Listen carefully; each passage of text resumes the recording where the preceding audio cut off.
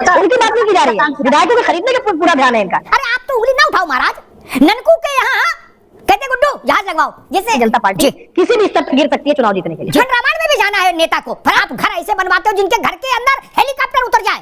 सत्यनारायण की कथा में आप जाते हो तो अपना जहाज ले जाते हो, बस से नहीं जा सकते, ट्रेन से नहीं जा सकते, सर्विस फ्लाइट से नहीं जा सकते। कर्पूरी ठाकुर के कुर्ते के लिए 100 रुपया का चंदा चंद्रशेखर ने किया था।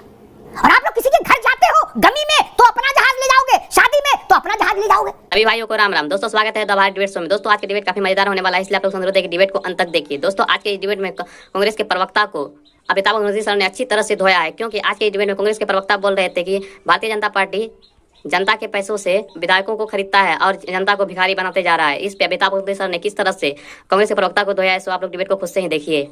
चलिए शुरू करते हैं। उनकी बात नहीं की जा रही है, विधायकों के खरीदने का पूरा ध्यान है इनका। जयंत जी के ऊपर दबाव डाल के अपनी तरफ ले जाने का उनका पूरा ध्यान है। जयंत जी को कुछ प्रलोभन देके वो ले जाने का उनका ध्यान पूरा उनकी तरफ है। तो जिस तरीके से एजेंसियों के जरिए, जिस तरीके से पैसे के जरिए, जिस तरीके से भारतीय जनता पार्टी सत्ता शासन चल रही है, तो ये एक और उसका एग्जाम्पल और सेट हो जाएगा, जनता के बीच में और मजबूत में से चला जाएगा कि भारतीय जनता पार्टी किसी भी स्तर पर गिर सकती है चुनाव जीतने के लिए।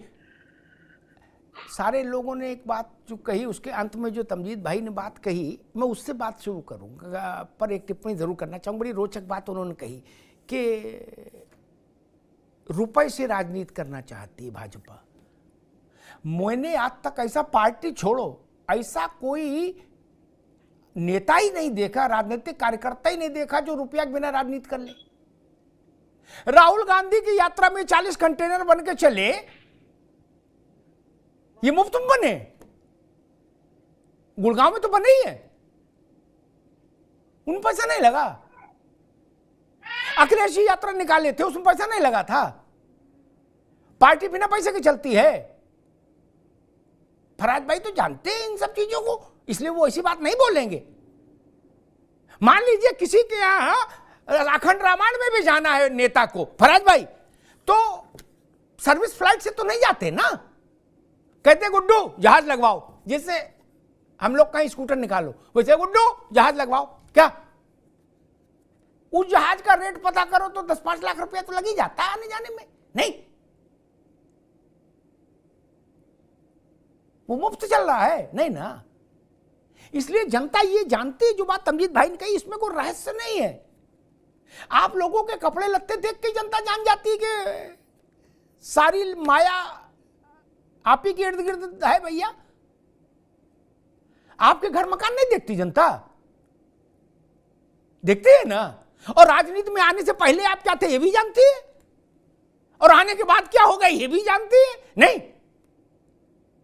आपकी साइकिल भी करोड़ों की हो जाती है, नहीं जानती।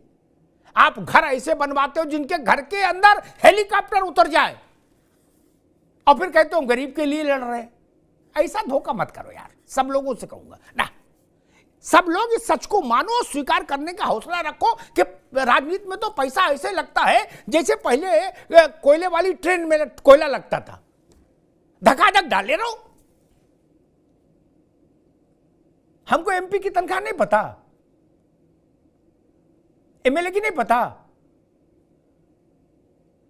और एक बात आई, इलेक्टोरल बॉन्ड की बात शायद अहमद भाई ने कही, रोक लग गई, अच्छी बात, सुप्रीम कोर्ट ने कह दिया सिर माथे।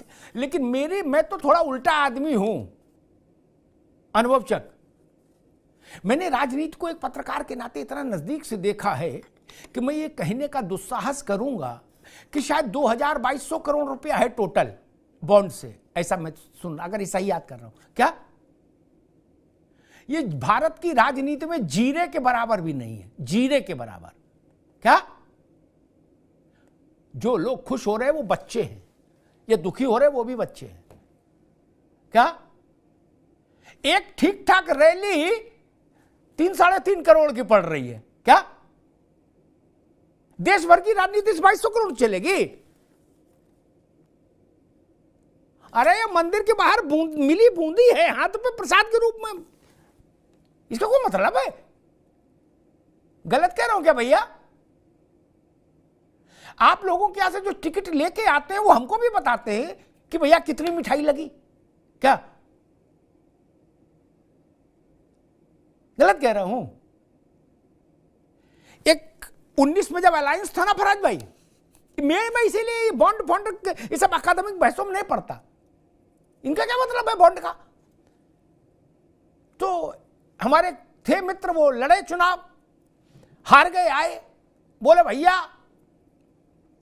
35 के नीचे आ गए। मैंने क्या है? बोले 20 किलो मिठाई गई थी, 15 किलो खर्च हो गई। क्या चुनाव में 35 के नीचे आ गए? क्या फराज भाई, क्या करेगा ये इलेक्टोरल बॉन्ड? बताओ ना हमको। आपके कपड़े बताते हैं, आपके वाहन बताते हैं, आपके मकान बताते हैं कि कौन किसान की राजनीति कर रहा है इस देश में? कौन कर रहा है? अरे जो किसान के नाम पे आ रहे वो भी तो दूसरी भी दुनिया के वैभव दिखा रहे हैं। मेरे गांव का ननकू और रज्जाक कहां है? ना तो धरने में है और ना सियासत में है।